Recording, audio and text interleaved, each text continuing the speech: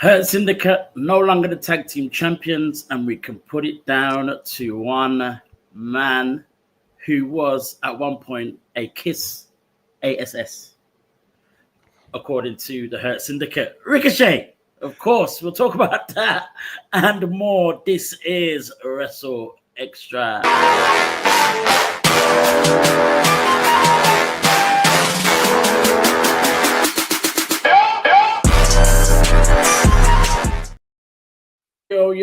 Yo, this is WrstlXtra. I'm your boy, A Dazzle, the Black Wrestling Advocate. Always joined by my tag team partner. Say his name, he shall appear. The Oracle, the Professor, that is Gerard Bonner.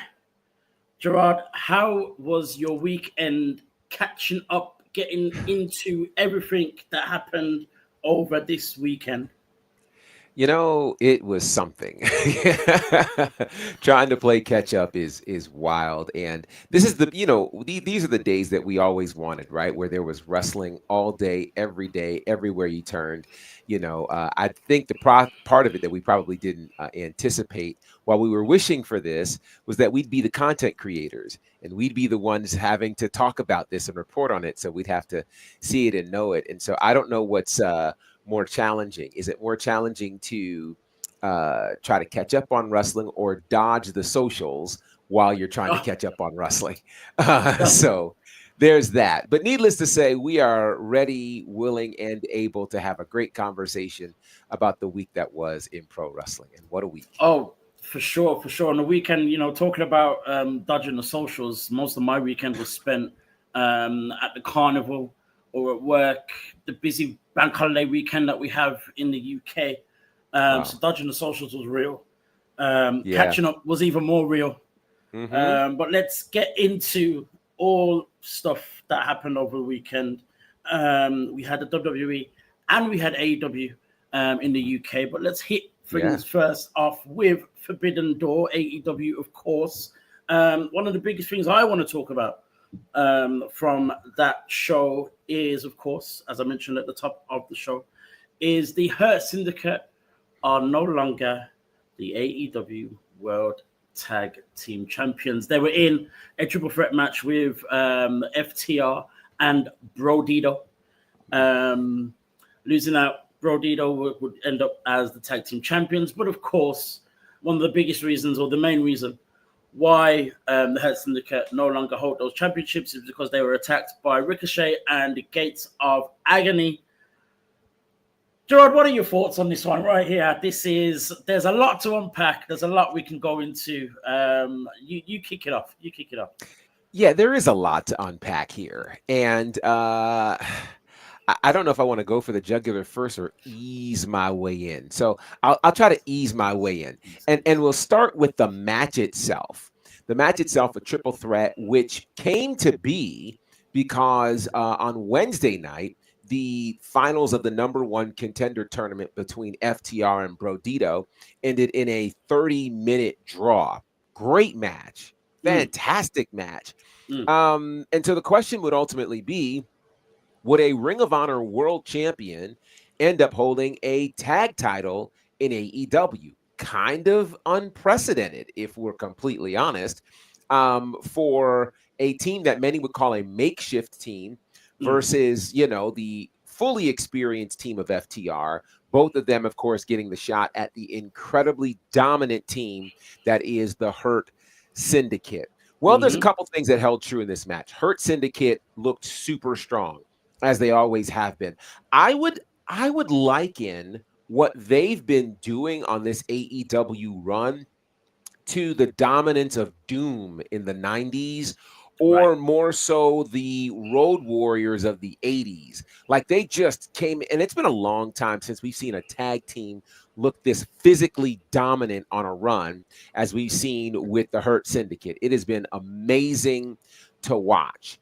Of course, during that match, we end up seeing these two guys in masks in New Japan gear, making us think that they're coming from New Japan. And the whole time I'm trying to figure out, who is this tag team that's going after the Hurt Syndicate, and like how brave do you have to be from New Japan and go after these guys?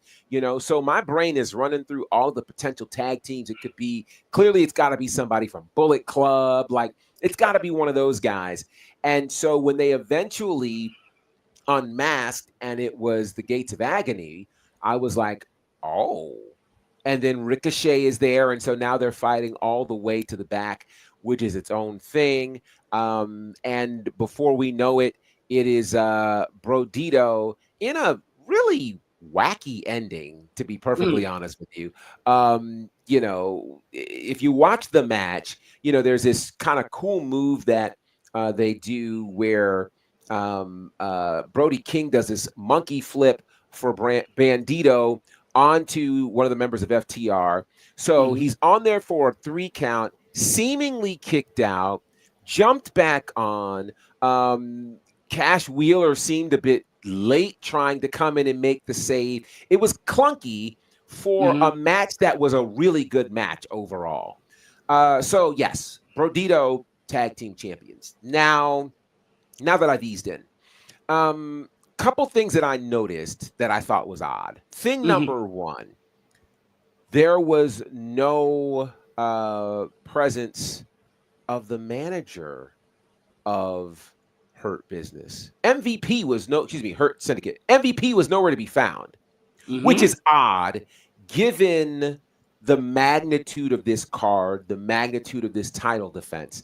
And so when I saw no MVP, I started wondering, like, we're clearly not in a moment where they couldn't afford a flight for MVP. Clearly, that's not the issue here. So what is really going on with there being no MVP? The tag champions losing without being pinned obviously helps them look very strong.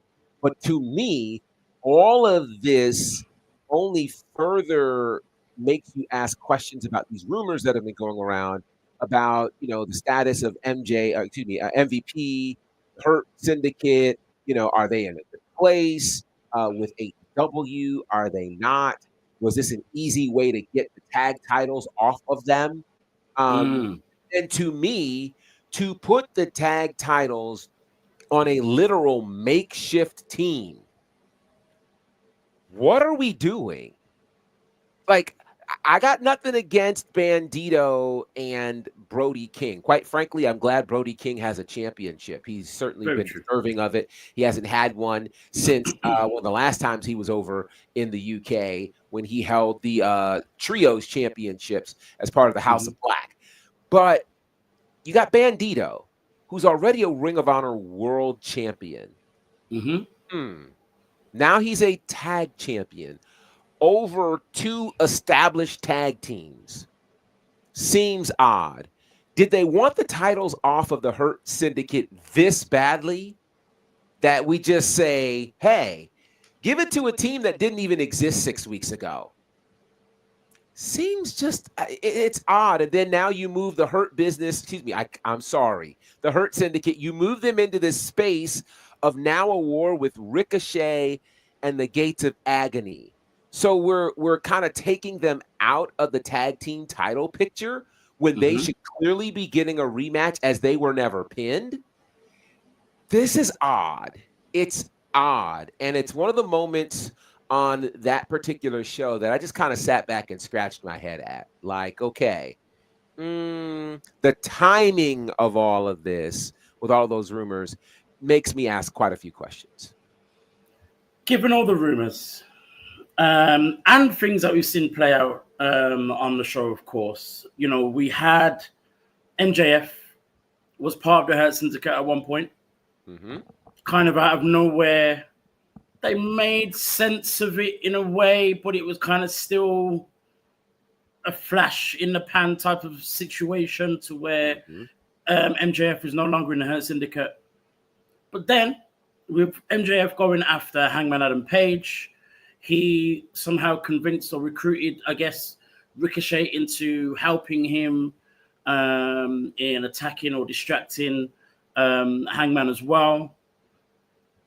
Is there any way that MJF could be behind some of this in terms of it playing out on TV? Absolutely. To me, it makes all the sense in the world. It is as cerebral as MJF is. It is killing two birds with one stone. And I think the intent for MJF was to win the world title, so that now in one fell swoop he wins the world title while taking the tag titles away from the Hurt Syndicate. All of say, see, I got you guys. I'm a few steps ahead of you. You couldn't get rid of me that fast.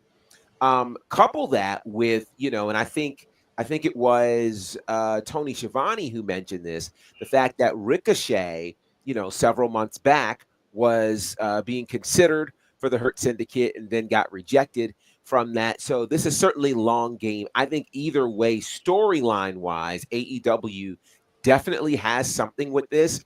It would make a ton of sense. It would then set up, quite frankly, this Hurt Syndicate versus MJF and friends kind of situation, which makes sense because MJF has never been the person to just let bygones be bygones. That's just not how he rolls. He's proven that he'll play the long game.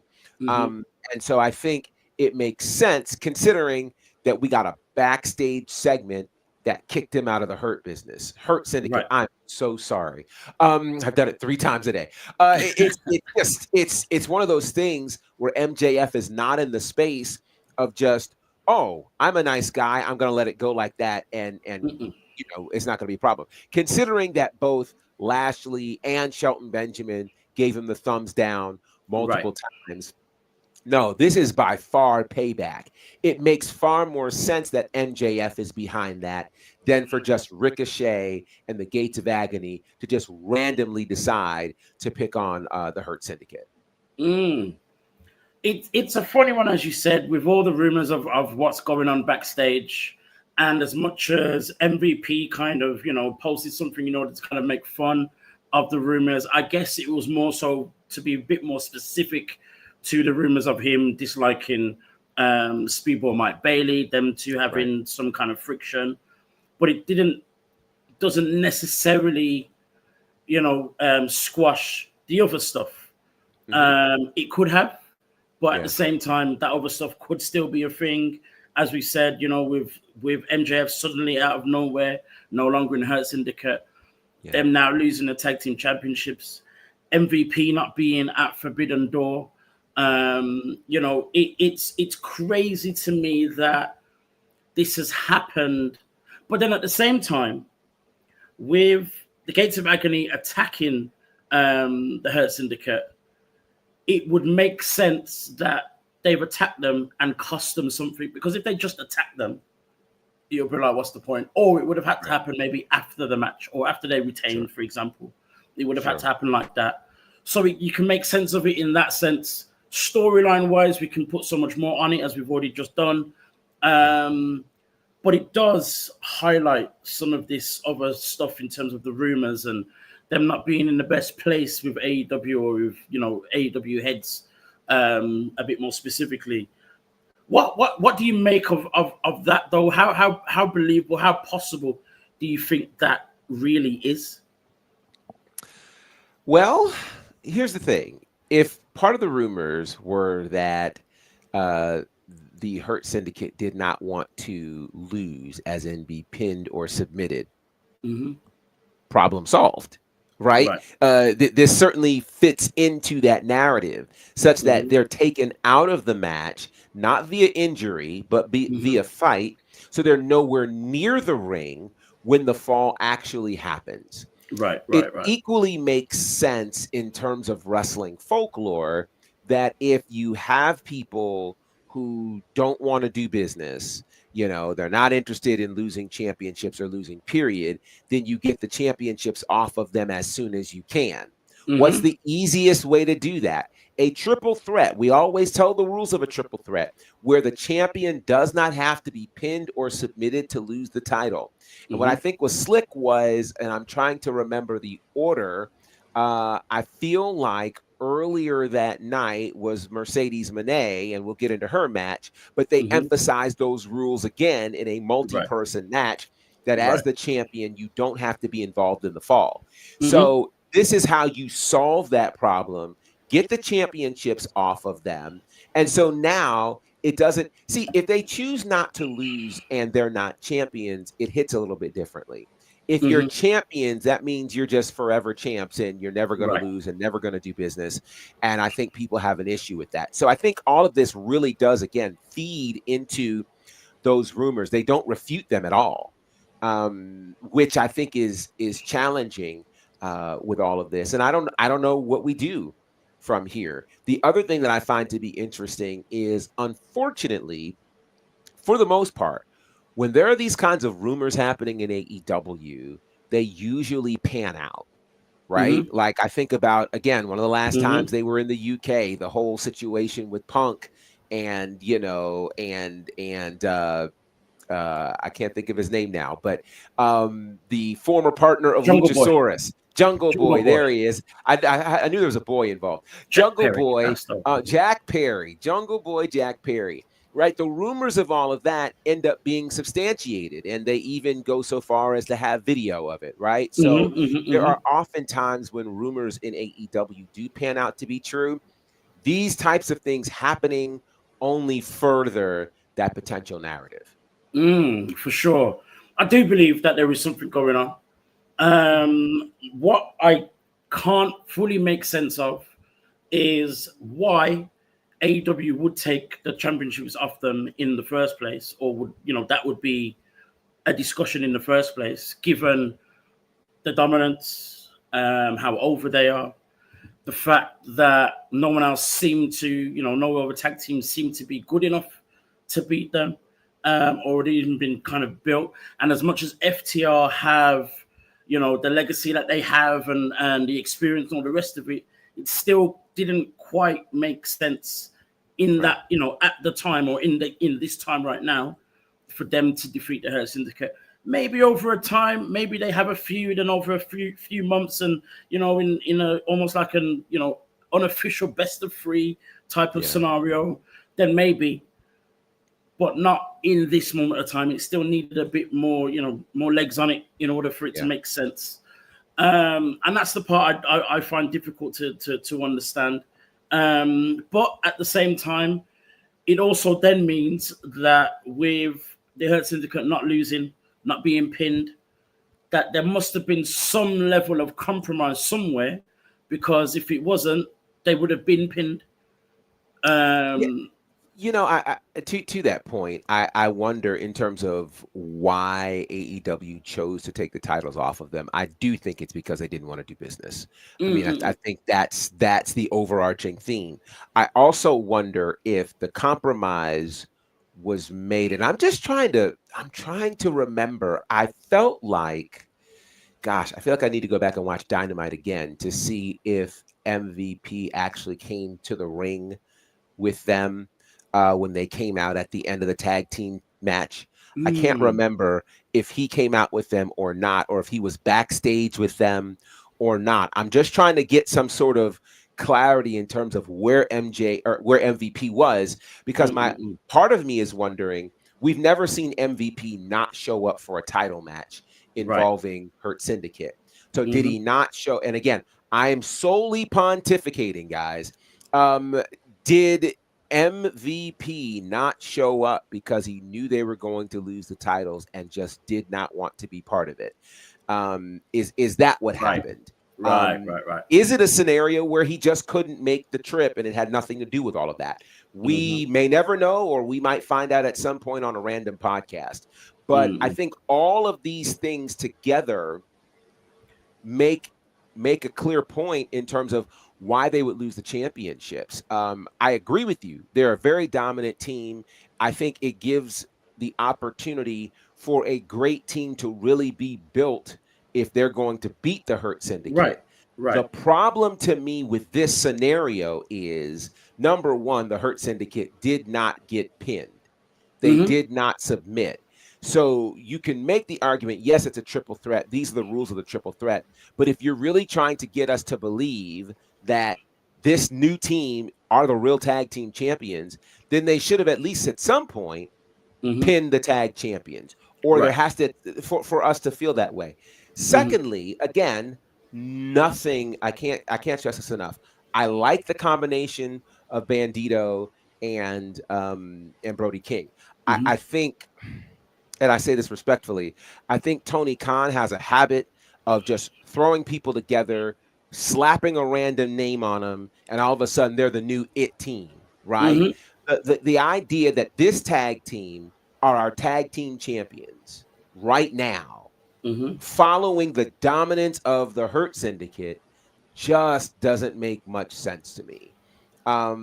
It just doesn't. Not that you have to go with tried and true FTR, but I think again AEW has tried, not always, but has tried to build its tag team division on actual tag teams, not makeshift teams. And now we've got a makeshift team, one of whom has divided loyalty because he's a world champion somewhere else. So it's wild. I don't understand the fascination that AEW currently has with people holding multiple championships at the same time. And we'll get to it in terms of if that was going to be the energy of the night, why we didn't keep that particular energy, but we'll get to that. We're about to get to that. It's crazy you mentioned this whole makeshift thing, and then there's suddenly the tag team champions and, all the rest of it. It sounds very WWE 2000-ish. Very. We saw so many of those types of teams happening. Random names, like the Miz Show. Yes. We saw. We saw so many. We saw so many of them. I can't even remember all of them. A lot of them seem to have either Chris Jericho or the Miz in them for some reason. Right. Some mixture of that. Edge and Chris Jericho. Kofi and CM Punk. Like just rated RKO. Right. So many. Yeah. But then when it happened, then it was a problem. Now it's like, okay. But to me, it's a problem. To me, it's still a problem. It's always been a problem for me. I've never been a fan of that whole kind of makeshift, put two randoms together and whatnot. But we are where we are. Speaking of this whole multiple champions holding multiple championships and all the rest of it. Again, I'm not sure why Bandito, who is the ROH World Champion, has to also then hold a AEW Tag Team Championship when there are still so many people in ROH that are on ROH TV every single week that are not even close to being champion. But speaking of ROH champions, why did we not have the follow through and see a multiple champion in Athena when she faced Toni Storm at Forbidden Door? So I will say the entire reason that I watched this pay-per-view was Athena versus Toni Storm. Yep. I felt like we are finally going to get the crowning moment that Athena has deserved, and we're going to get it on the world stage in London. Shout out to the good folks in London, the O2 Arena. Man, they made that place look spectacular. Yeah, 19,000 people. I mean, it looked phenomenal. It looked felt way more than that. So here's what's crazy. I'll get right back to this, but shout out to AEW's production team, because it's crazy to think that they made All In Texas look like it was 60,000 people when it was 25,000. And then this 19,000 looked like it was 35,000. Like, it was crazy how big it was. But I think that's also the wisdom of them being in smaller venues. Exactly. So that when you have this space, it looks that much bigger. Right. Now then, to smaller venues and larger spaces, like the Ring of Honor World Champion getting a shot at this space that is AEW. It's amazing to me, because if there's anybody who has held on to this Ring of Honor brand and who has literally kept it when it was on life support, it's Athena. who is 2 weeks away from 1,000 days as the Ring of Honor World Champion. She had a great match. And there was a point where I was like, I hate that someone has to lose this match. Because it's a really, really good match.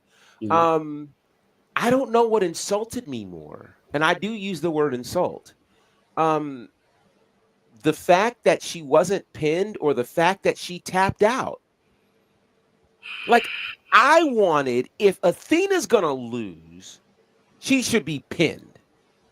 Don't have this woman tap out to a wrestler who rarely uses a submission move. Doesn't make sense. The build up to this match was fantastic. Kudos again to AEW. They've managed to build up the women's world title matches amazing in the last 2 events. Great job. The entrances felt very, very big. This felt like the kind of, and even the placement of it, putting it before the men's world title match, great. I loved it. It was fantastic. And I thought Athena had a great, great showing. Why Athena didn't leave with the world title is bothersome to me. Considering that we have 9 belts Monet. Considering we now have 2 belts Bandito. Before that, we had 3 belts Dustin Rhodes, right? You have no problem putting multiple championships on a person. But if there's anybody of all of the names that I've mentioned that deserves multiple championships at this point, it is Athena. Athena, who has held down this brand that's behind your paywall for almost 1,000 days. She's become the main attraction. When people forgot about who the men's world champion was, they knew who the Ring of Honor women's world champion was. Right. To have her lose is crazy to me. Like, I can't wrap my head around it. Equally, I can't wrap my head around what they're turning Toni Storm into. So in 2 months' time, Toni Storm beats the previously unbeatable Mercedes Moné, then beats the person who hasn't lost the unbeatable Athena. So is this like Super Cena right now? I get that Toni Storm is a great character, and she's held the championship for quite some time. I think she has outgrown the women's championship. Toni Storm is going to be great whether she's a women's champion or not. But it lends the question, what's next for Toni Storm? Since she's beaten both Mercedes and Athena. Because there's nobody else in the company on that level. But what does Athena do right now? Right? Like, to me, I think they brought her in the right way, winning the Casino Gauntlet match. They did all the things right except let her win the championship. So I'm perplexed by that. Those 2 moments that we've just talked about have caused me to scratch my head because I'm like, AEW had a chance to get this right. And I don't think that they did. And here's my issue with this whole thing now is, she won the Casino Gauntlet. Perfect. No problem. To me, that is not necessarily a guarantee because it never actually is. It's not 100%. It's not, but it's 90 to 95% guarantee. But for me, especially when that's happened on the same night that Mercedes Moné is defeated, to me, you're telling me that Toni Storm is someone to be beaten. So when we got confirmation so early on that this match was going to happen between Athena and Toni Storm, you're telling me Athena's going to beat Toni Storm. What I have an issue with is that it happened so early. Yes. If it was 3-4 months down the line, Athena had another feud with someone else, whether it be on AEW, whether it be on ROH, whether she held on to a championship or not. Maybe in hindsight, let her hit the 1,000 days, then at some point lose the championship after another 2-3 weeks, whatever it is, whenever the next ROH pay-per-view is, she loses to whoever, then she cashes in a contract to face Toni Storm, who is still the champion, and then she beats Toni Storm. It happening the way it has and so quickly, to me, is, and then the manner of it, like you said, with the submission and her tapping out. Look at what happened. Oh my word! Look at what happened to Gunther when he tapped out to Jey Uso. Right. After being champion for however long, the Intercontinental champion at least for however long, holding and being dominant with the World Championship, and then all of a sudden he taps out. Gunther taps out. Still makes no sense. But then Athena taps out. She's a few days, whatever it is, away from 1,000 days as ROH women's champion. As you said, the only person that anyone even remembers on ROH these days. Right. Because of what she's done. And then she loses. I don't mind that she lost. It's the manner of it all, and the build up and the tap out and all the rest of it. We were saying last week, like, it's difficult to kind of work out who should win and who shouldn't win and all the rest of it. But with it, I think I got excited because it was so early after Toni Storm defeated Mercedes Moné. I'm thinking, oh yeah, they're gearing up. They're gearing up Athena for this big win because Toni gets to beat Mercedes, who is unbeaten, undefeated at the time, or until then. So clearly they're bringing her up in order for Athena to then get over, and it all make a lot of sense. Now it doesn't make any sense. Now we're in a place where, and for both Athena and Mercedes now, and I'm not going to put this on Toni Storm, but she's the one that's beaten both of them. But I'm not going to put it on her like it's her fault. But it's like no one can beat Toni Storm. I don't care how many times you've won. I don't care what you've done. I don't care how many belts you've won. I don't care how long you've had your title reign has been. You can't beat Toni Storm. And that's okay that Toni Storm's dominant. It's fine. But with it being those two in such a short space of time, this is where I'm asking questions as to why, what was the point, what is the motive here, what is the end goal?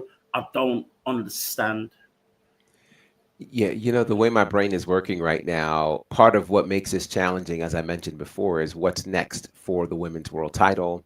What's next for Toni Storm? Think about this: if Athena wins the world title against Toni Storm, we have a very fun triangle here. Right. You have Athena beating Toni Storm beating Mercedes Moné, but then we go back a couple of months to where Mercedes had beat Athena. Right. So now the question is, who's the real women's world champion? And you got a story right now that can go all the way to the end of the year, because now you've got 2 different belts that Athena has. Mercedes still has these 9 belts. Toni's trying to fight and scrap to figure out, okay, what is she doing? Who is she? Where is she at? Plus, this match in London, if Toni Storm loses, she blames the London curse because she can't win in London. Right. Like, you have all of these things storyline-wise that make sense, that now has you fully invested in all 3 of these women and the importance of the Women's World Championship.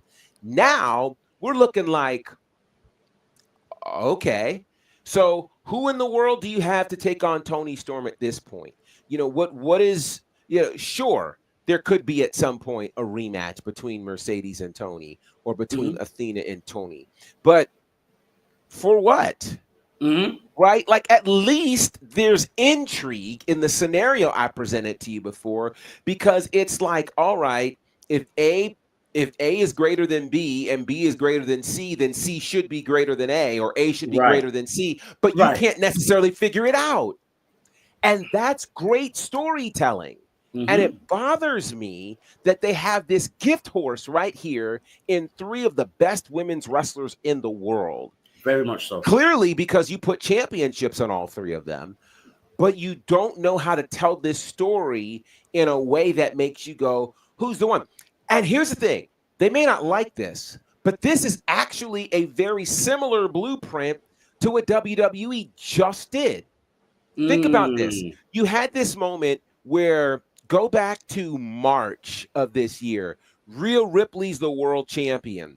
Mm-hmm. Defends against Io Sky. And, it seemed clear that we're going to get Rhea versus Bianca at WrestleMania. Io shocks the world by beating Rhea Ripley. And the key, of course, is Rhea has never beaten Io.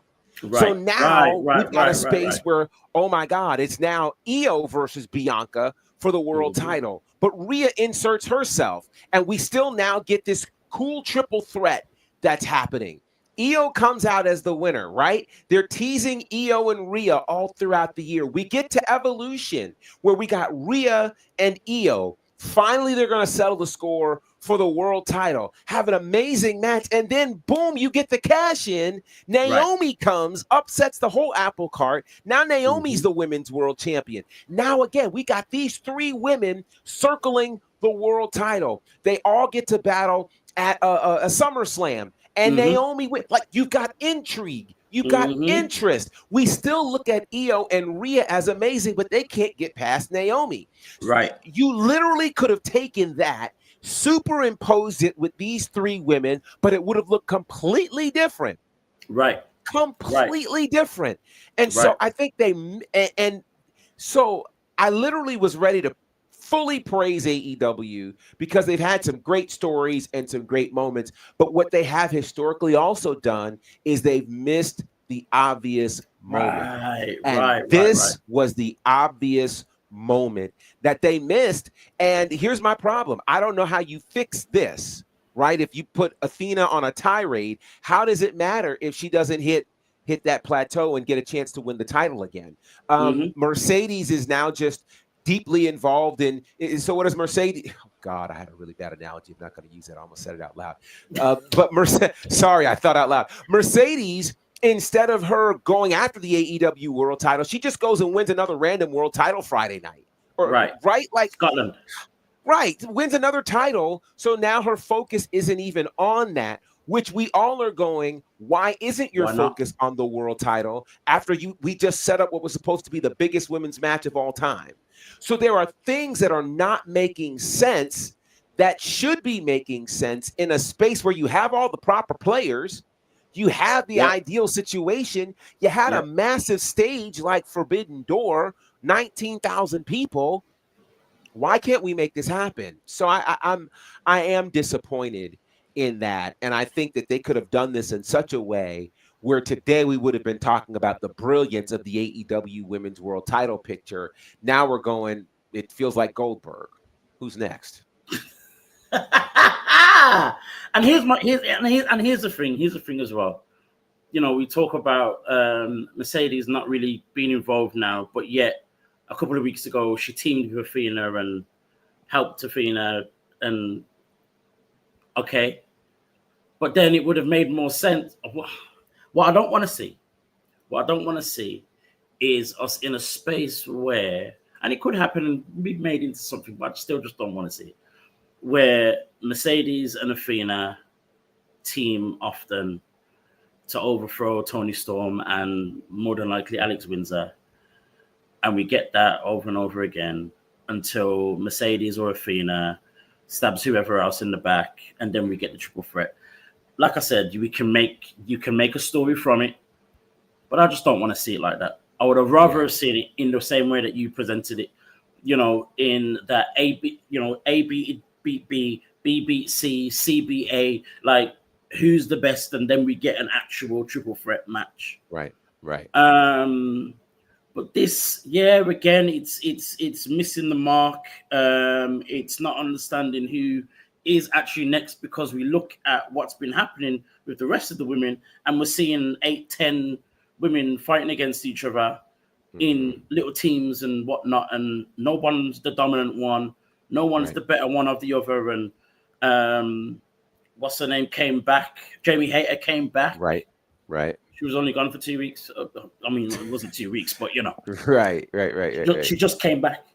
So how did she come back again? Anyway, then you've got, obviously the little faction with Sky Blue and Tekla, that's the name, and Julia Hart and Aminata's going on, and you still got Willow and Chris Statlander still kind of going on. Which one of those is next? Yeah. Which one? Because you And can't even. it almost doesn't matter who, because you don't believe it. Exactly. Yeah. That's what I'm saying. There's nothing to measure as to who is actually next out of all of them anyway. Yeah. More than half of them that we've just mentioned are viable in terms of what they have done and the championships and accolades that they've had before and how good they are in the ring and whatnot. But if the storyline, it's like I said about FTR, if the storyline in that moment doesn't make sense, I'm sorry, I'm not going to believe that you're possibly going to be the champion. Right. With that being said, I'm uninterested in the match in general. So you've lost my interest. You've lost my investment. We're struggling here. It's very similar to something else we're going to talk about in the other company. Mm-hmm. Like what is going on right now? Why can't we just make a decision that makes sense? Boy, oh boy. And to talk about actually a very similar thing, still in AEW, is Swerve versus Okada. Mm-hmm. Again, this isn't necessarily about Swerve winning a championship or Swerve being, one of us and not having a championship and not winning. I'm not turning it into one of those things whatsoever. It's making sense of the storyline, what's next, how we keep people's intrigue and interest. But no, Swerve loses, gets attacked after the match. Nana comes out to help him, to save him, to try and stop things going on. Who does Nana get attacked by? Wardlow. Wardlow thrown into another faction. Oh, right. They do not believe in this guy.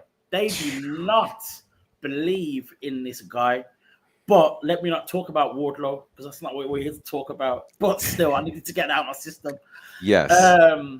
But yeah, with Swerve, like, what is next? I mean, we can, like with a lot of these feuds, they can carry on, they can keep going. Of course, he was attacked and he has a reason to go back for it and get some revenge because Nana was attacked, and we're probably going to get Strickland versus Wardlow at some point. I don't know who wins that match because if Wardlow loses, what's the point? Right. If Wardlow beats Swerve, what? Right. Where are we going with this whole Swerve and Ospreay being EVPs? Right. I'm struggling. We've hyped up AEW, or we've praised them in the areas that they needed praising for. Production, making the place look amazing. The last two women's feuds, the build up being fantastic, and it has, and a few other things as well. But there are certain things I'm just like, and I think it's down to what you're saying about missing a moment and just confusing everyone. Yeah, it's confusing as to why Swerve has lost when Okada's been a champion for how long? Could have easily lost. Yeah. And can we unify these three belts that we have for no reason? We've gone from Continental being a mixture of three belts to then it being one, and then we had another championship that came, and then you've unified them. So all of a sudden, the third one was there as well. That was always there, apparently.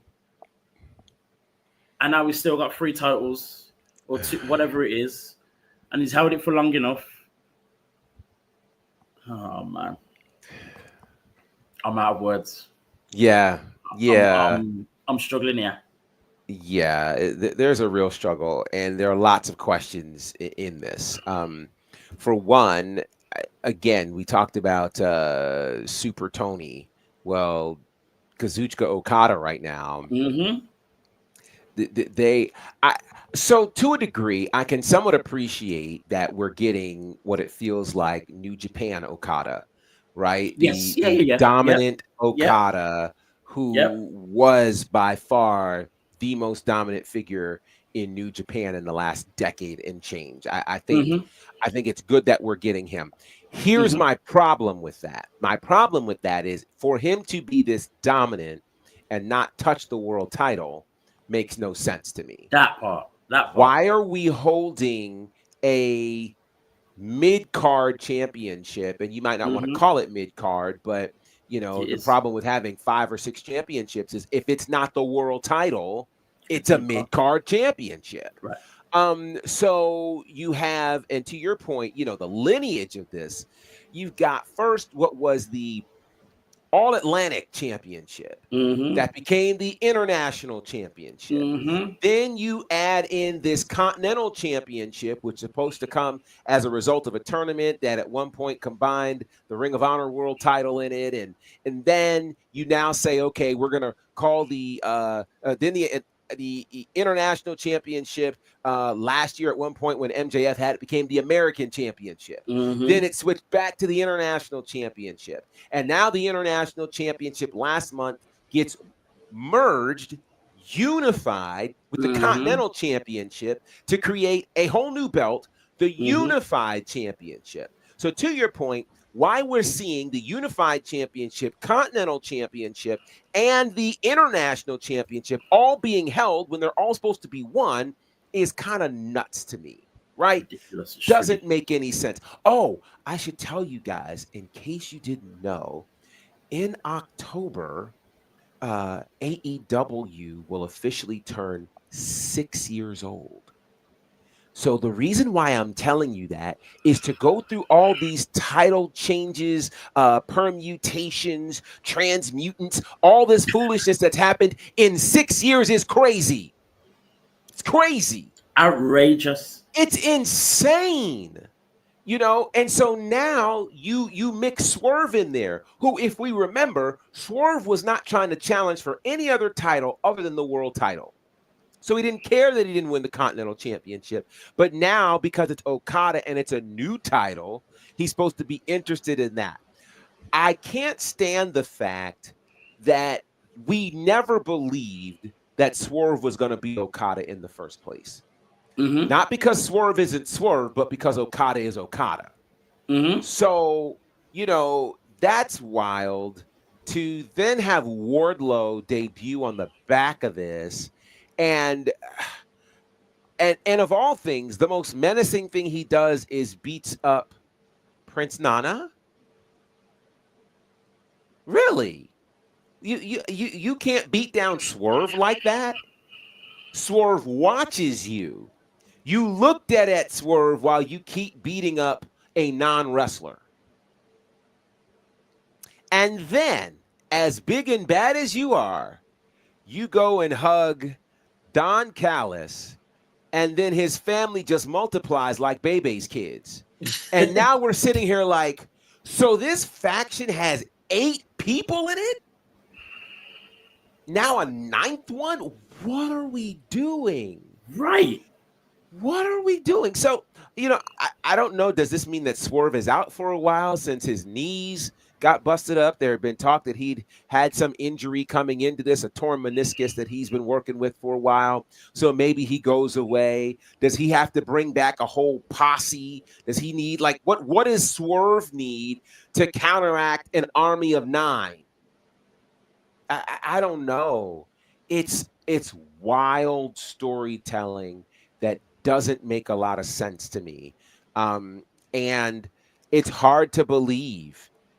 It's really hard. I had to think about this. It is hard to believe that it was this time a year ago that Swerve lost the world title. Yep. This time a year ago, Swerve lost the world title to Bryan Danielson in the middle of Wembley Stadium.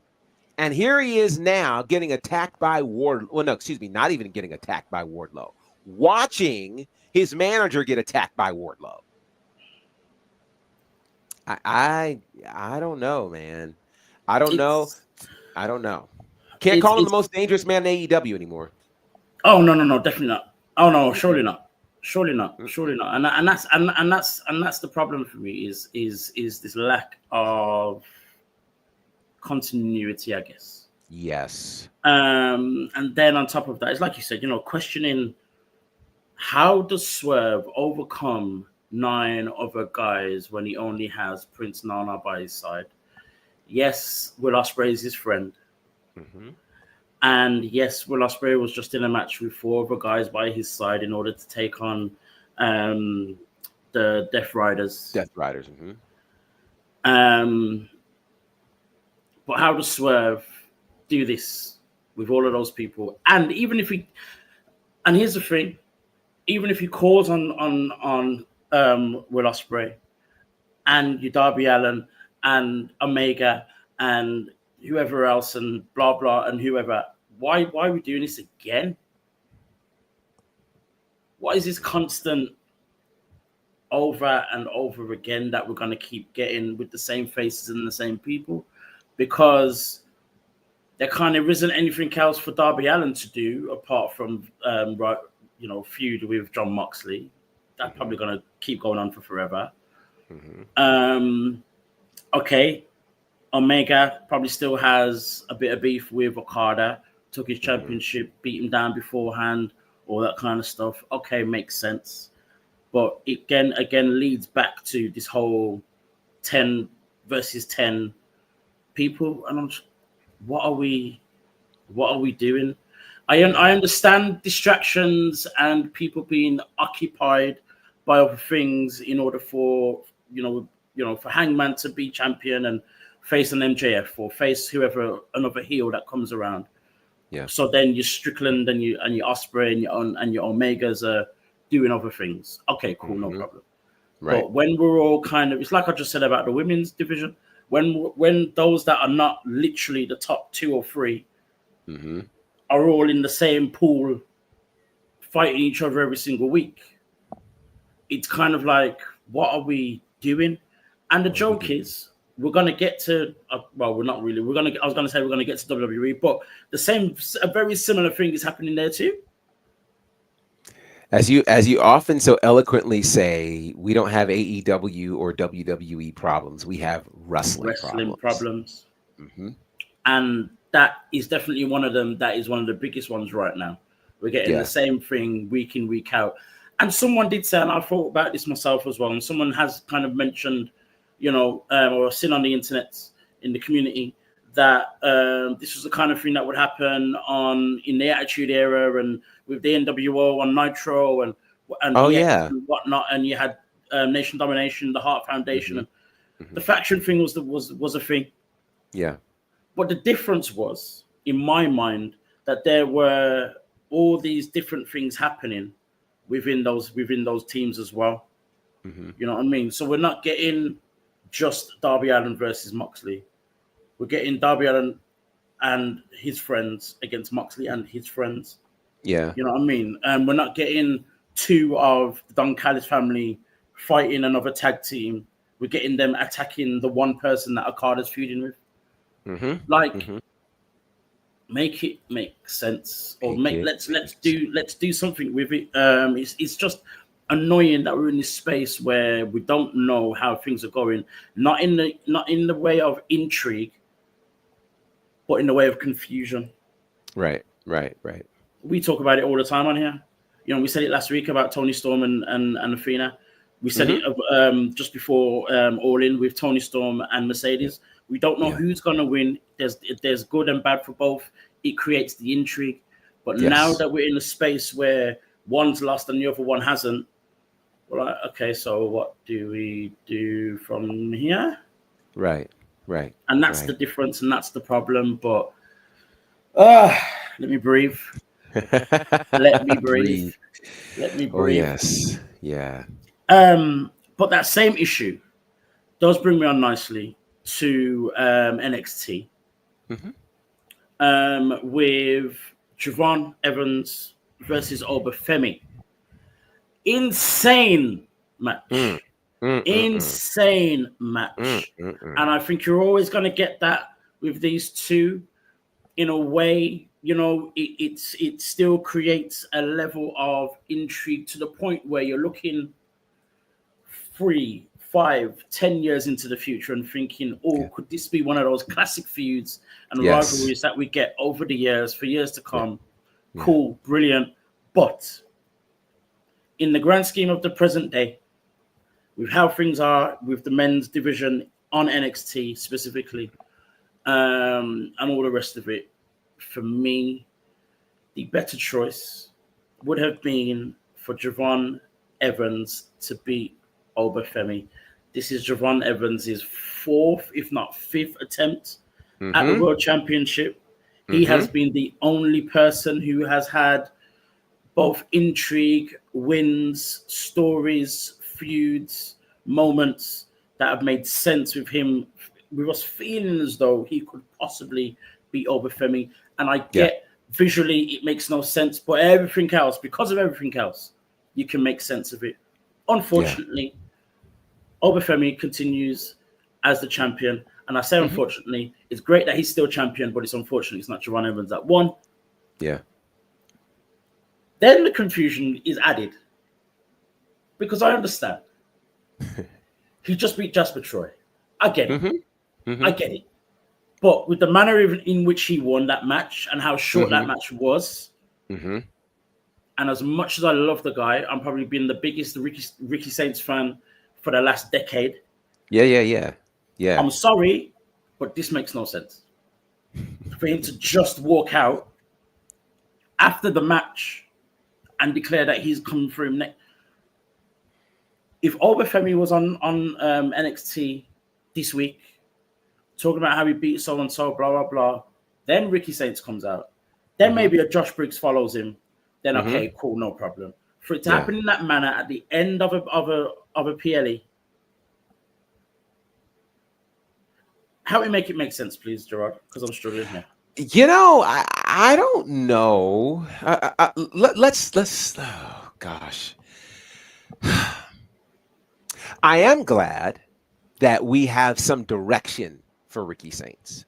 Yes, because I feel like following, I feel like he won the North American Championship. We were very happy about that. It's something that made sense. He found himself, kicking off the Stand and Deliver PLE. Retaining the championship, great move. I think we all felt like he lost that title too soon to Ethan Page. And so then the question was like, okay, what's happening? He loses the rematch in spectacular fashion. Then he loses to Jasper Troy, the season 1 LFG winner, right? Okay. So yes, you get your lick back. That's great.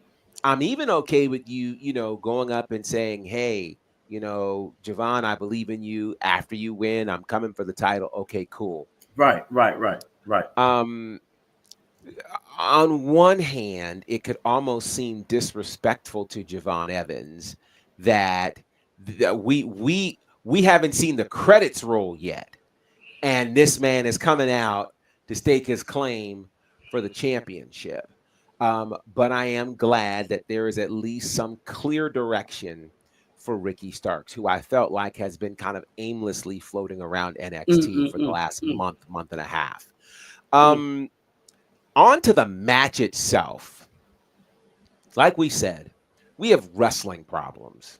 And to me, in terms of a story, given the road that Javon Evans has had, he is the skinny kid.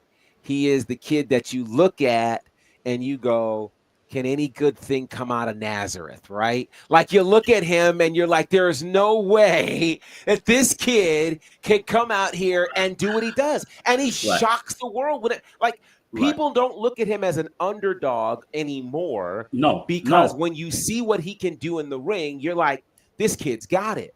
To take and we hadn't been on since last week, to take that insane bump from the top rope thrown through the announce table by the TNA World Champion, like that kid could have died. Right. And he comes back and wins the match. So yes, we absolutely believe that this could be the night.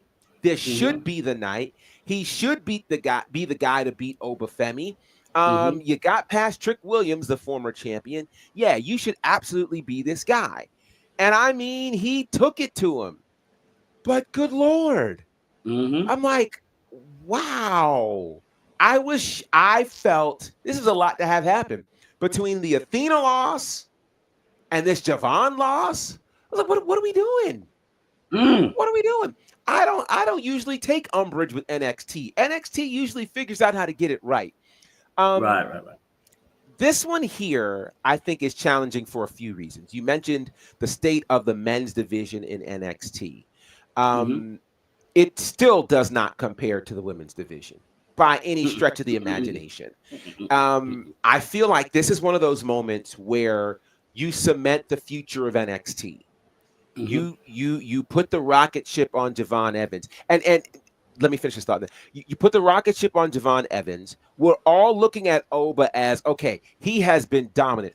Oba Femi in NXT is Gunther in WWE right now. Oh, easily. And I don't think people have made the connection, but I mean, he spent the bulk of his time as a champion. He is dominant. He is believable. You can't beat him. So if he loses the championship today, he could show up on Raw Monday night. He could show up on SmackDown Friday night, and everybody would be engaged because he's Oba Femi. It makes sense. And quite frankly, they don't have an Oba Femi right now on Raw or SmackDown. Nobody is nearly that large, that dominant. He could go on and really make an impression. You then now bust the men's department wide open in NXT because Oba has been so dominant. Now we look at this whole crew trying to beat the young upstart, the young OG. Now you've got very compelling television. Right. My concern right now is the same concern I had for AEW. Are we missing moments in NXT? So my question now is, what's left for Oba Femi to accomplish in NXT? That's the question right now. I mean, think about it. We were actually, he's the longest reigning North American champion. He won the breakout tournament and like cashed in a week after that, right? Like unheard of. He spent maybe a month or two tops without a championship after losing the NXT North American Championship. Starts this year winning the NXT Championship.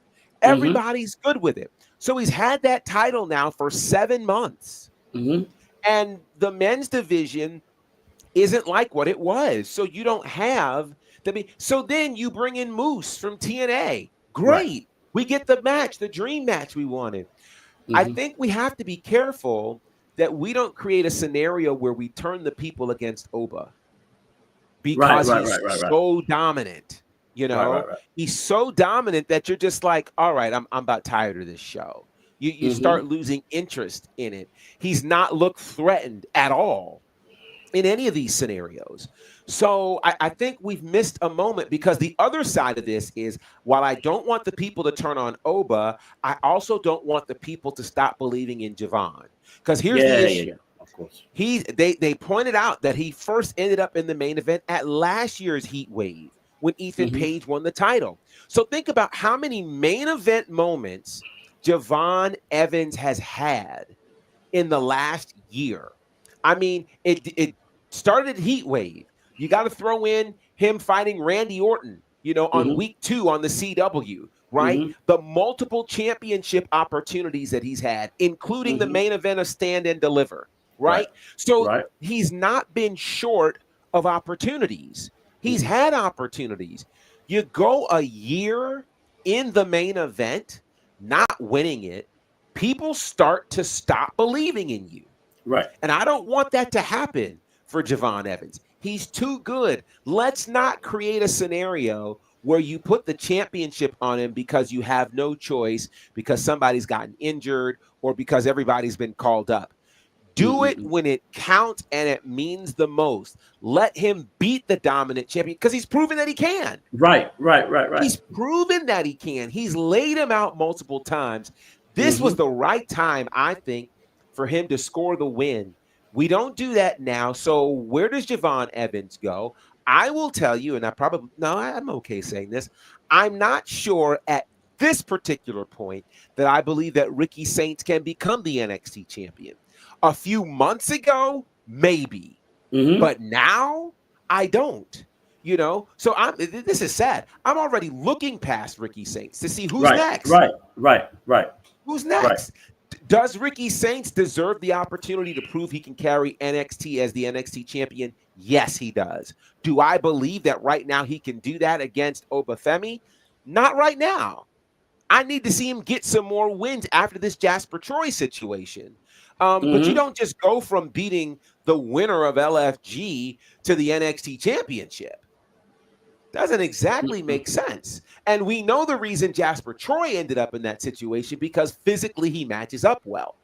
So this is interesting. I just don't want either of these guys to lose necessary momentum.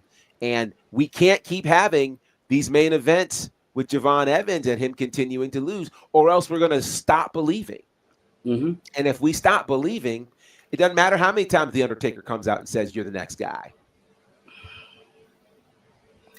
It's the issue here is with both guys, Ricky Saints and Javon, for very different reasons, but with both guys, I think what's missing is a decent North American title run. Yeah. More than anything else, that would solve a lot of problems, not just feuds with decent people, because again, there's no one who is kind of any, maybe if you beat a Javon Evans, but Javon Evans can't beat himself. Right. So who else is there to beat? There's no one for Javon Evans to beat in order to prove that he is good enough to face Oba Femi. Of course, he beat Trick Williams, but I don't even think, as great as the visual was to see Moose, Oba Femi, Javon, and Trick all in the same ring together, then teaming together, beautiful. But I don't think Trick Williams needs to be anywhere near the NXT Championship if he's holding the TNA. I don't see why that happened, but I think for me, it also highlighted the problem with the men's division in NXT. Because you had to call on Trick in order for it to make sense that Javon gets a championship match. Right. But then why is Javon beating Trick Williams, the TNA champion? Maybe Javon needs to challenge Trick Williams for the TNA championship. Maybe. I mean, even then, what I was going to say, even then, it's this whole thing of, like you said, with Javon being in the title picture for a year and it not playing out. There's two sides to this. A year, in the grand scheme of things, with his age as well, is not a long time. Sure. It's not a long time at all. But with the amount of times, moments, him laying out Oba Femi, him taking the bumps that he's taken, him having the moments that he's had and the matches that he's had and the stories that he's had, and keeping him up there where there has been no one else consistently up there. Right. That's where the problem comes. Yeah. So a year isn't a long time. It's not. He's got so many more years he can do that. But I think with that said as well, again, going back to this whole thing of he should really have a Wesley-esque North American Championship run. That's what should happen. Let him do that. We're not worried and fussed about him beating Oba Femi and him being the only one and whatnot. We won't care because he's going to be on a great North American Championship title run. Go and do that. Yeah. There's two things that come to mind. One, it's a shame that I literally had to ask myself, who is the North American champion right now? Like, I literally had to go, who is it? Oh, it's Ethan Page. Oh, the fact that I didn't realize that and I watched the product regularly and he was on the same PLE is wild. We'll get to that in a second.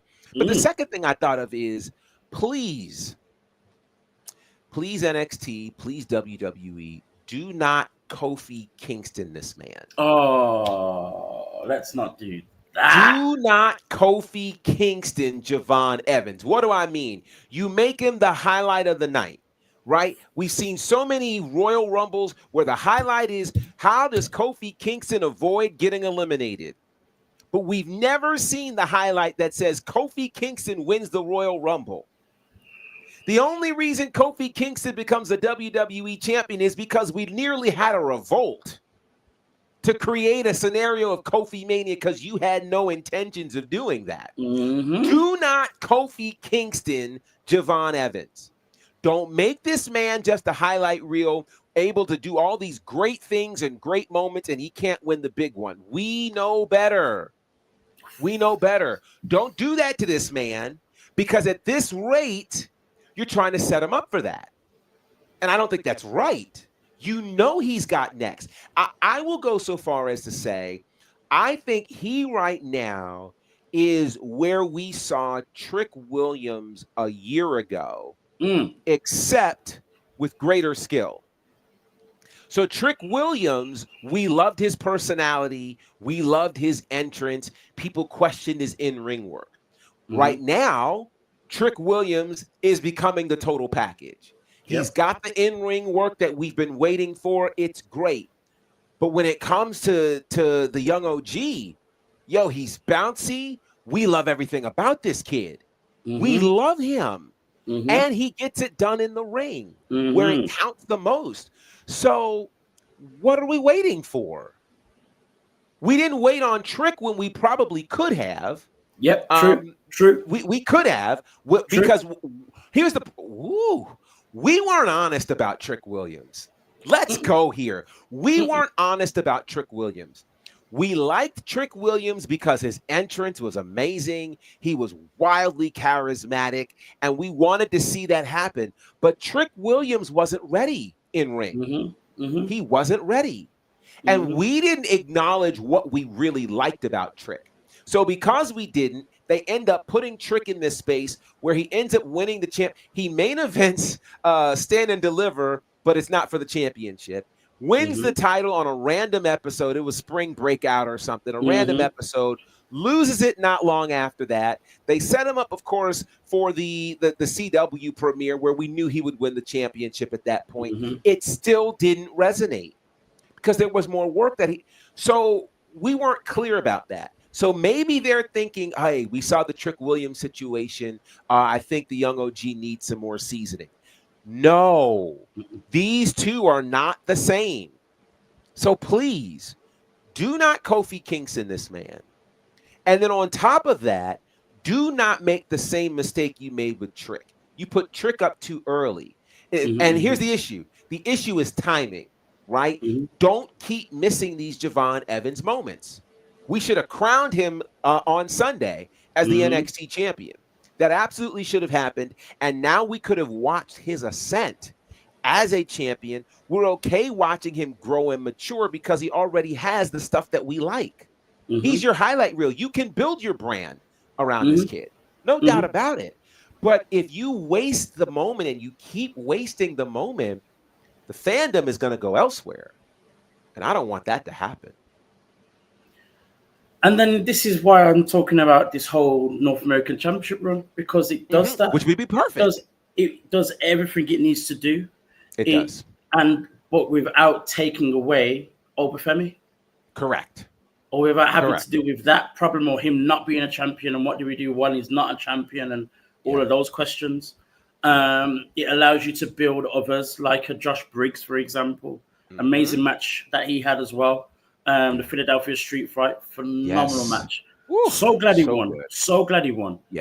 He's got so much potential, but he's been distracted with other things. And I think this is kind of like, okay, we're starting to build him now. Finally, like seriously build him now. And that's cool. He's another person who, in terms of stature and whatnot, can easily take on an Oba Femi. But again, he needs building for the next few weeks, whether that be a feud, whether that be a few moments with Oba Femi, but he still needs a build before we get to that. But then, with Javon, it's like you said, like I'm there thinking, okay, are they doing this whole thing of him constantly losing to us to keep, it's like hanging a carrot in front of a donkey. Yeah. Are we doing that as much as possible before we get to the moment, and then it feels like the biggest thing on the planet. Right. I was hoping that that's what it was. It's kind of Shawn Michael-esque. Obviously, I said that on purpose. Daniel Bryan, but not the Kofi Kingston one. Not the Kofi Kingston way, because the Kofi Kingston way was never supposed to happen, whereas the others were. So I'm hoping that it is more the Shawn Michaels than it is the Kofi. Yeah. But there's nothing to say that it's not. It's either one or the other. Yeah. And maybe they have learned from the Trick Williams issue. There was a maybe towards around this time last year, maybe, or towards the end of last year, where we were questioning, or it felt like he was stagnant. That's what it was. Yes. Felt like he was very much stagnant. Didn't know what was going to do with him next, and luckily they found an answer, TNA champion, and send him to TNA. Perfect, right. Brilliant. It's worked. Right. But with Javon, maybe he does, and it's going to feel weird if it does happen now, though. But maybe he does go after an Ethan Page and claim that North American Championship. Maybe that is the next thing to do. But it kind of just feels weird as that he has been almost like the only person built well enough to challenge Oba Femi, loses, and then he goes to the North American Championship. Right. Kind of feel a bit off. In terms of a Ricky Saints, again, going back to, yes, he had that whole thing with Jasper Troy, which kind of started randomly during a match against Ethan Page. Very random. They have their match. Okay, it ended how it ended, whether it was supposed to end that way or not. But it created something, it created more of a storyline. I'm thinking, okay, this one's going to last for a while. Yeah. But then the match that he won on last week's NXT kind of just felt, okay. But then that made me think that was going to carry on. Yeah, sure. But then he's come out to challenge Oba Femi. You beat Jasper Troy. Yes, I know Jasper Troy's bigger than you. I know he's a little bit more dominant. And he gave Oba a bit of a run for his money. Yeah. But this man's been doing it for 2 weeks. Yeah. It's not enough really to, to stake your claim at going for the championship. If it was Josh Briggs, however, very different thing. Agreed. Former tag team champion. Had that massive match that he had with, I forget his name, the Japanese. Inamura, yeah. Inamura, that's the one. His former tag team partner.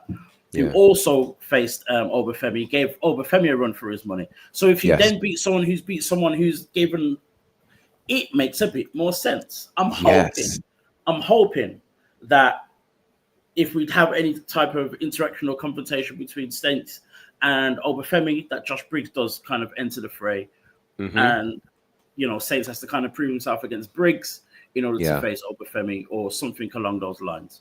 But that's the only way for me it's going to make any sense that he gets a chance. But even then, it's not going to give me any hope that he's actually going to be Oba Femi.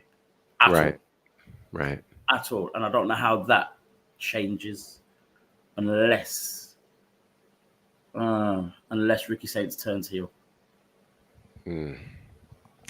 That could get interesting.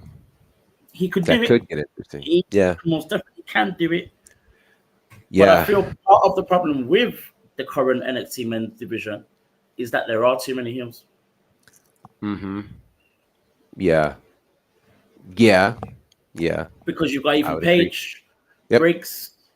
You've got with the Colin. You got both of them. You got Lexis King. You got Wesley, Trick Williams, NQCC. Like NQCC. You got all of the. You're right. And then you could argue you've got these tweeners, right? Because we don't really know where Oba Femi stands. Like he's supposed to be. But it's the stuff he did Sunday night didn't look like something that a babyface champion would do, So the ambiguity is a little challenging to figure out. So there's some work to be done. And then some of the baby faces are still very, green, and I say that not in their skill set necessarily, but just in their time, in their experience. Miles Bourne, and so many others. Tavion Heights as well, of course. Yeah. Speaking of Tavion Heights, I think there's been a missed opportunity with Tavion Heights over this whole last year, and I'm not sure why that is. I'm not sure what was different. What was wrong, what else was going on, whether that be in the ring, on the show, behind the scenes. I have no idea. I struggle to understand why or how it was a Miles Bourne that would get a championship match before Tavion Heights, especially given the fact that him and Oba Femi, were they in the final of that breakout tournament? Was it them two? No, I think they were Oba Femi came at one semi-final. point. Was it semi? Okay. I think, yeah, semi for Oba but, and Tavion. It was a great match between them two as well. Probably the best match of the whole tournament. Yeah. Then you send him to Japan. He does what he does in Japan. Comes back, more or less does nothing. Came kind of close to the tag team championships. Probably should have won that, I think. But then it's Miles Bourne that gets the opportunity. Not to take anything away from Miles Bourne, but if you're weighing them up, for me, Tavion makes so much more sense. Yeah. So much more sense.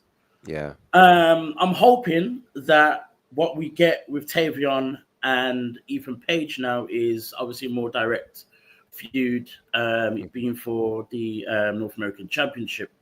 Yeah. But what did you make of the reception that Team USA, Tavion Heights and Tyra May Steele got against Team Canada in Ethan Page and Chelsea Green? Do you think it was more to do with Chelsea Green being over or Tyra May Steele not? I'm gonna lean with the Chelsea piece, just because they were chanting for Chelsea throughout the night. Okay. Now, granted, and this is where it just gets tricky, I believe it's possible to cheer who you like without booing the opponents, per se. Yeah.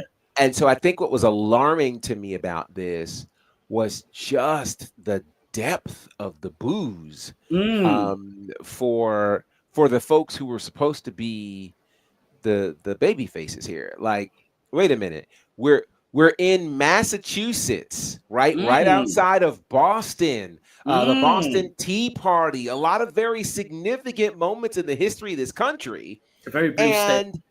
Yeah, I mean, and you've got two certified Olympians. One of them is a gold medalist. It should translate to automatic cheers. Instead, people find themselves cheering a whole lot for Chelsea Green, which Chelsea's cheers are well earned, right? Of course. It was definitely more cheers for Chelsea than it was for Ethan Page. Yeah. What I found interesting in all of this was not just that reaction, but the response that was in Philly Tuesday night. Because again, Philly was very much pro Chelsea, wasn't really feeling the whole, Olympic situation. Because and while to some degree I do blame the venue itself, I don't think that was a great setup that they had at that Philly space, because the ring was on the stage and so far away so far away, so you didn't have that ring. So it really felt like these folks were just sitting watching, not really participating or feeling close to it, and that translated, because there were moments where there was pure silence, and I was like, guys, we're in Philly. There's never silence in Philly. What are we doing? So I think the venue was part of that, but the response that Tyra May Steele and Tavion Heights got, I don't think NXT or WWE anticipated that. I also feel like, and this is a deeper discussion for another day, I feel like people are definitely fans of Tavion and not necessarily fans of Tyra May Steele. I think that I think this whole situation was an attempt to elevate Tyra May Steele. I think that was the intent of it. Yeah. That was the intent. You bring in this veteran like Chelsea Green, who can, now they can play the whole Canadian situation. We could do Canada versus America. And this is a great way to bring Tyra May Steele in and the thought is the Olympic gold medalist will be enough. But I think what we're seeing is the pro wrestling community and society in general is in a different place. I almost use the word evolved, not as a pun, but I Mm-hmm. realize that evolved is not the right term. Mm-hmm. They have moved to a different place. There was a time where in our society, what would unite us in this country is all of us fighting for the same thing. Same thing. Mm-hmm. So, the Olympics was the one time of the year where, in America, okay, it really wouldn't matter if you were black or white or what your nationality was or what your background was because you were fighting for the US. Um, the the US Olympic moniker doesn't seem to be enough to unite people. Um, and so I think they have to go back to the drawing board on this. And I think they have to do one of these things. We saw this on LFG where it seemed like Tyra May was a bit more comfortable, as a bad guy. Yep. And we got to acknowledge we ended up having an affinity toward Kurt Angle because he came in as a bad guy, the Yep. bad guy Olympian that was pushing it. This is where wrestling fans and people in the back need to do their history, Mm-hmm. because you cannot find an overly beloved wrestling Olympian. Mm-mm. You can't find it. Even Mm-mm. if you go back to the AWA and Brad Rheingans, right? Like, he was an Olympian, but the people weren't like shouting him down and super excited about him because it felt too plain. Mm-hmm. And for some people, it felt like you are lauding or lording the fact that you're better than us. And so it comes off that way. I'm an Olympic gold medalist. So, oh, Mm-hmm. wow, great, Mm-hmm. Mm-hmm. And the average person can't relate to being an Olympic gold medalist. Mm-mm. So I think that is, Mark Henry, right? Yep. You brought Yep. him in as the babyface, happy-go-lucky Olympic gold medalist. He had to shed that for him to get over. So I think they need to remember that if you want to get somebody over, you can't do it as an Olympic gold medalist, not as a good guy. Mm-mm. Now, if you decide to turn them again and say, I'm better than everybody, instant heat, now you've got something. Yep. I think they need to change directions on Tyra May Steele. I think it's interesting. With Tavion Heights, this is the first time that he's really leaned into being an Olympian. True. And I don't know that worked for him. So I think they need to shed it completely. If you're going to keep Tyra as that being her claim to fame, you got to turn her heel. You got to let her go crazy on somebody. And then we go, oh, because if they're not going to like her, lean into that.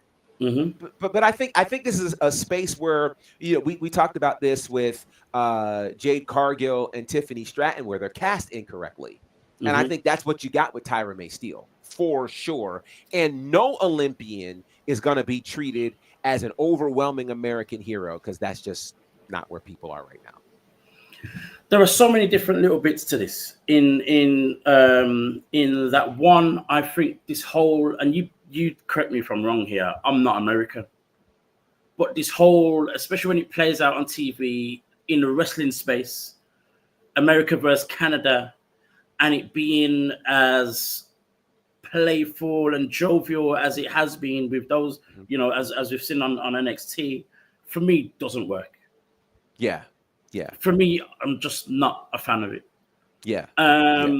Secondly, we're now in this space, and there's discussions being had for the last couple of years or probably longer, of people are cheering not the good guy, or they're cheering the better performer.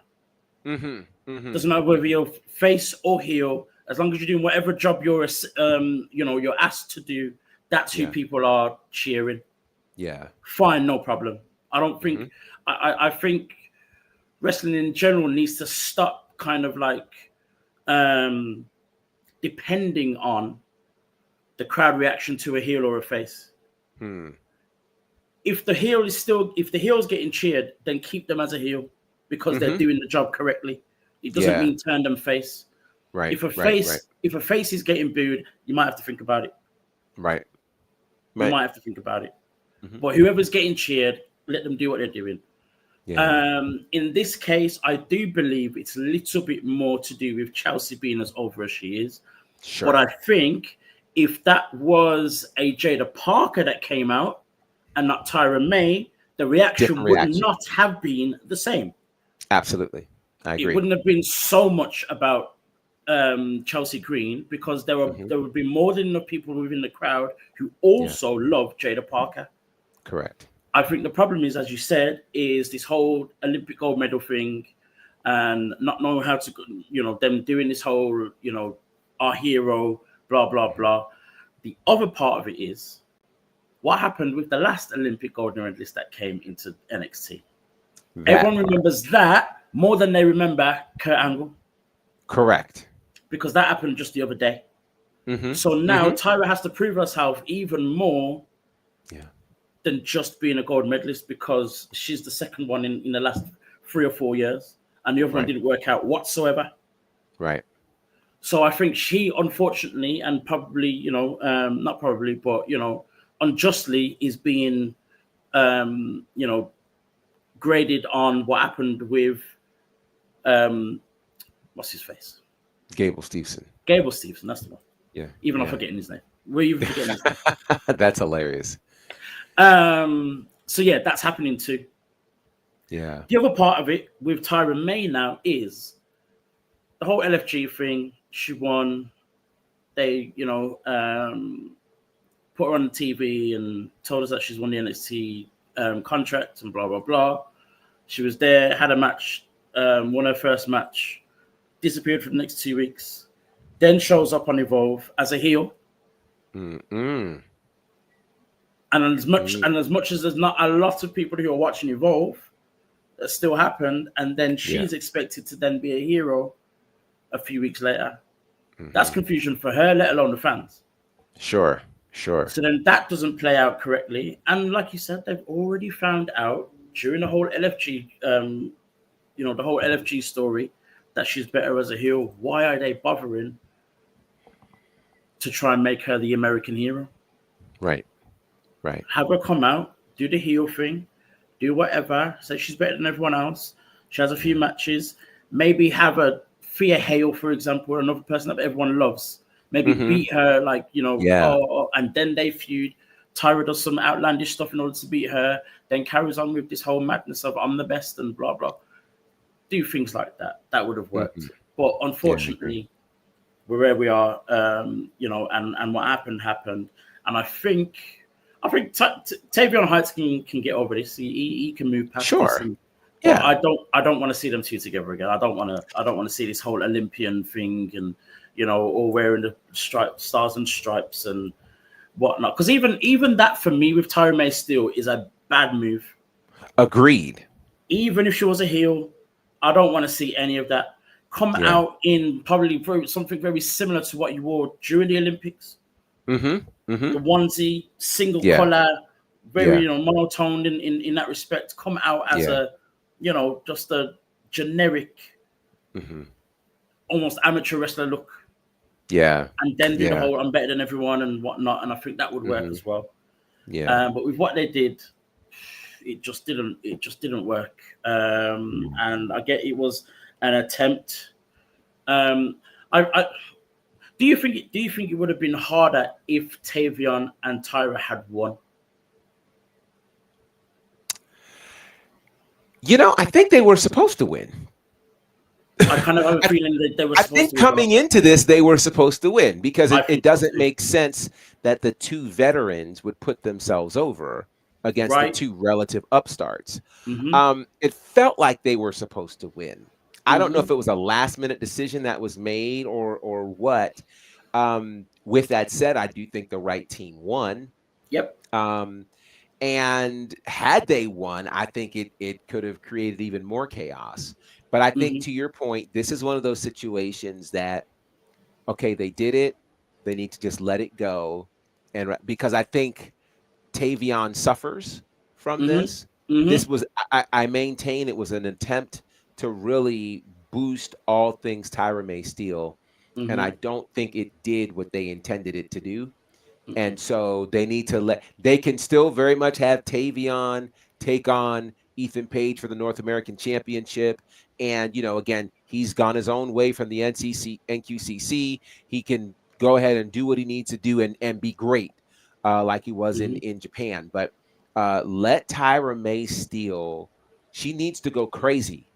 And they need to lean in on this, right? Lean in on the fact that, hey, I heard you guys booing me last week. I did all this stuff for you. I went and fought for this country. I got a gold medal to prove it. And you guys are going to boo me. I'm going to go to where the Boston Tea Party was, and you're going to boo me. I'm going to show you. Let her cut a promo like that. And then boo her out the building. And then to your point, let her beat up Thea Hale or some person that they absolutely adore and love. Kalani Jordan. Let her just stomp somebody out. And then you're like, oh, we got to take her seriously. It needs to be that kind of thing. Use this.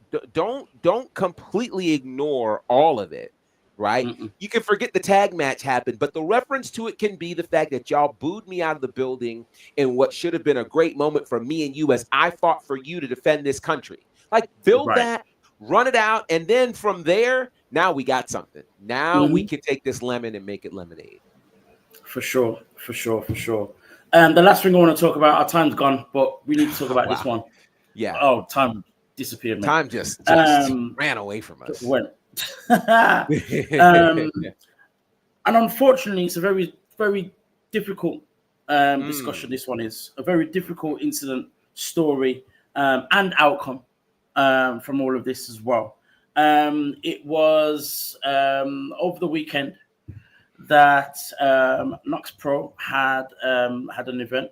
KnokxPro being the company co-run by Ricochet. Yeah. Had an event, and the son of Rampage Jackson, MMA star, MMA legend, Rampage Jackson, son being Raja Jackson, ended up having a confrontation with one of KnokxPro's wrestlers by the name of Psycho Stu. They had a bit of a run-in on outside, backstage, whatever it was. A miscommunication led to a very real reaction. Apparently, after it was first reported as to what actually happened, they did actually, shake hands and whatnot. And then the decision was made for Raja to have a run-in during Psycho Stu's match. Yeah. To get his lick back, so to speak. Obviously, all story, all things wrestling. But when the incident happened itself, it's like the young Jackson, something switched. He done the running, and this is all on his live stream. A friend of his was filming the whole thing on his live stream on I can't remember what the platform was. Probably Twitch or something. I think it was Twitch. That's correct. Obviously coming, and he's slammed Stu to the mat, which looked very scary. Instantly knocked him out, but then he would continue to pummel him. I think it was reported 21 shots to the head. Yes. With Stu being, unresponsive completely to all of that as well. For some of the wrestlers to run from backstage, because even the guys that were in the ring, I'm not sure it was a multi-person match in some way. Even the guys that were in the ring didn't move because they're thinking, oh, this is supposed to happen, he's supposed to get his lick back. So then it took for wrestlers to come from backstage to run out to hold back Jackson. Stu was taken to hospital. Where we found out, he's now okay, stable, nothing overly serious. What happened was very brutal. Rampage Jackson himself has had to come onto Twitter to apologize on behalf of his son. But there were a few things that he mentioned that stuck out that I also want to talk about. Is that he said that his son had a concussion about 2 or 3 days before that. Mm-hmm. So for him, he's saying his son shouldn't have been involved in anything whatsoever anyway. Mm-hmm. The meeting, and going back as well, the miscommunication between Stu and Jackson was that Stu thought Jackson was coming in as a young wrestler. Mm-hmm. So when he's hitting with, I don't know if it was a real or a prop can, and got the reaction that he got, he was like, oh, was this not supposed to, you were supposed to react differently, not very real. Yeah. What do you make of this whole situation? I'm sure, you've seen the footage and all the rest of it. What do you make of this whole situation with someone, especially coming from the outside of wrestling, coming into it? What did we learn from this whole thing? I think there are a few things that we learned. Firstly, I know in the wrestling space, there is so much credence put into people with larger platforms coming into our business to boost the platform of the business. The problem with that is whenever you bring somebody from the outside in, you really need to do a good job of vetting whether they are here to boost the business or to only, boost their particular platform. I don't know why it was not communicated to Psycho Stu that, Raja was not a worker.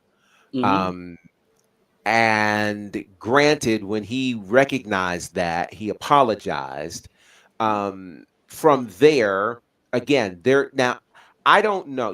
One of the things with indie companies is there are not protocols necessarily in place in terms of concussion protocol, health protocol, passing physicals. Like, no. Can you show up for the booking? If you show up for the booking and you don't tell us you're injured, we're going to put you in the match and put you in the spot. I think this was poorly managed all the way around. I don't know. It seems obvious that they did not know that Raja had a concussion a couple of days before. I don't know who made the call to say, hey, sure, go get your lick back. Honestly, at the moment when they realized he didn't know any of this was going to happen, they should have just squashed it. Because I'm not aware that they advertised him, right? So it's only if you advertise somebody that you feel like you have to go through with what you advertise. If you did not advertise that this guy was going to be at the show or on the card, then don't make this situation happen. When I saw the video from this, it was frightening. It was right. And here's what was frightening about it, because Raja clearly had no control over himself. When I say no control, I mean, he was not in the space where he could go, I did enough damage, right? So hitting somebody with a beer can did not warrant 21 blows to the face. Not at all. It did not. And so, I am glad that Psycho Stu is, in better condition, because that could have been a tragic story.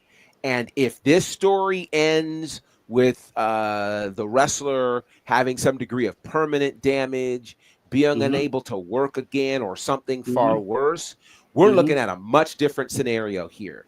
So this is where I think it's important for wrestling companies to absolutely vet the people that they're going to work with. Again, Rampage Jackson seems to be the bigger star than his son. Of course. So, it would have been a much bigger move to have Rampage Jackson present than for his son. And I think this is where we just have to be careful about the clout chasing, platform building kinds of moves that can be made that ultimately don't better the business, because this had and I think it gave the business a black eye, to be perfectly honest with you, because of all the wrestling that happened over the weekend, this is what ended up on TMZ. This is what the world ended up hearing about. And now having to see more that tries to, delegitimize our business. And we don't need that. So I think KnokxPro learned a very valuable lesson. I hope every independent company learned a valuable lesson. Do not just try to bring people in on trying to build your platform or whatever without properly vetting their ability to produce what it is that you desire. It was a very, very scary video to watch. Yeah. And following the incident as well, KnokxPro was announced as a WWE ID school a few months ago.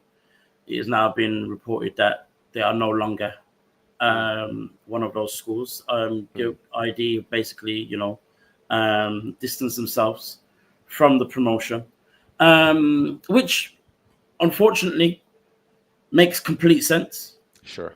As you said, if this is what people are talking about, given the weekend that we've just had of wrestling, the phenomenal stuff that we've had with Heat Wave, with Forbidden Door, with UK tours, all of that stuff, and this is what we're talking about, a promotion, not to discredit the promotion, but a small promotion who has used the son of an MMA star, not an MMA star, the son of an MMA star, as much as he's an MMA fighter himself. Yeah. But it's his dad that has built his legacy. And every time you see any report, and I've said it 10 million times, the son of tells you everything. Tells you everything. Yeah. And for that to be for that whole thing to happen, the miscommunication. Even the reports of apparently KnokxPro management messaging wrestlers who are, telling them, if the police try and speak to you, speak to us first. Wow. Those reports have come out over the last 24 hours. Wow. With screenshots from WhatsApp groups. That alone tells you everything you need to know and makes complete sense as to why WWE have said, okay, we're not doing this together anymore. We're not doing this with you anymore. Right. And it's unfortunate. It's very much unfortunate, of course. The company co-owned by Rikishi. Obviously, his own accolades in WWE and all the rest of it. As far as I understand, I don't think he's said anything or had any kind of, reaction to it publicly, at least. And any of these kind of messages that I mentioned as well did not come from him. It's come from other people who manage the wrestlers or manage the booking or whatever it is, and not him specifically. But still, at the same time, at the end of the day, he's the face. He's the figurehead. He will always be, whether he wants to be or not. Yeah. So it's going to come back on him in some way. So I guess some people are probably waiting for him to say something. But given with everything that's happened, like I said, the miscommunication, the messages from management, the lack of responsibility in terms of vetting, this whole thing of clout chasing, it just feels so underhand. Yes. And yes, I'm sad for Stu. Glad that he's not. It could have been 10 times worse. Yeah.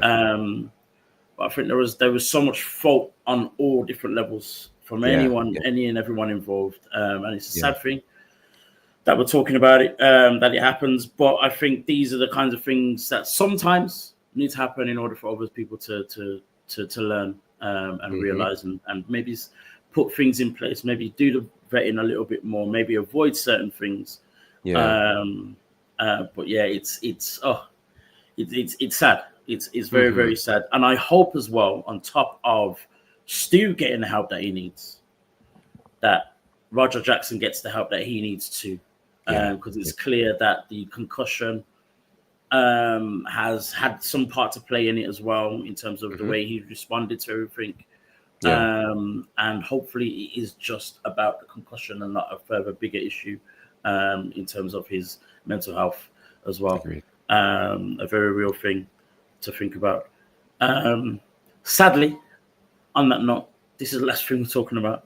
Our time went so long ago, and we started a lot later than we usually do.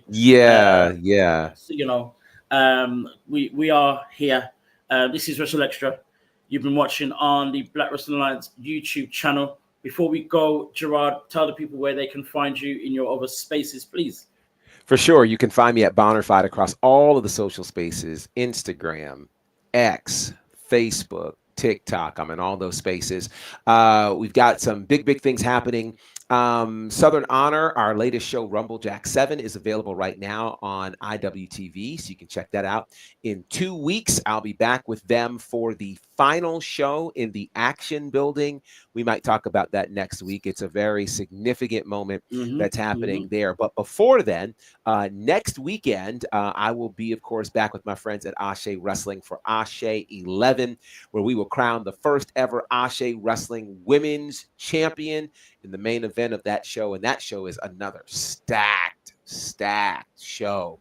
So you guys definitely want to check it out at AsheWrestling.com. You can, of course, check out our previous shows. The last 2 shows are available on our YouTube channel, Ashe Wrestling. So check that out.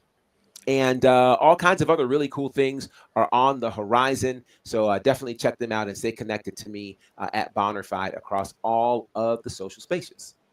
Amazing. And of course, you guys know you can find us here every single week, every Tuesday, usually at 6 p.m. UK time. Sometimes you have to start a little bit later because me, I had to travel from London. I do have a life, you know. You do. But of course, you can catch us here every Tuesday, 6 o'clock UK time, which is 1 p.m. Eastern. 1 p.m. Eastern. Work it out wherever else you are. If not, you can catch us whenever you want on demand on YouTube, on the Black Wrestling Alliance YouTube channel. And of course, you can find me on Instagram, the only place you need to find me for all things Black Wrestling. Guys, thank you for being with us for so long. And we will see you again next time.